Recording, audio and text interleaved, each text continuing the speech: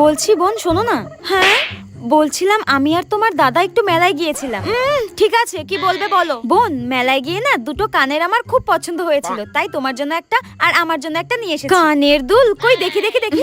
এই দেখো, এই নাও। ওয়াও, কি সুন্দর। উফ। হ্যাঁ, আচ্ছা বৌদি তো বৌদির জন্য একটা কানের দুল নিয়ে এসেছে, তার মানে ওটাই বেশি সুন্দর, ওটাই বেশি দামি।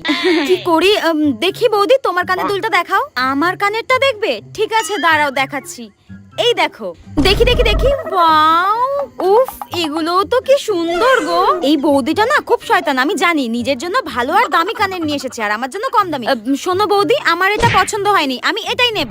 এর হঠাৎ কি হলো? এ তো সবসময় বড় বড় কানের পরে, হঠাৎ ছোট। ও, বুঝতে পেরেছি, এ ভেবেছে আমার কানেরটা দাম বেশি, আমার কানেরটা বেশি সুন্দর। আরে গাধা, তোর কানেরটাই বেশি দাম ছিল রে। হ্যাঁ, কুচুটে একটা।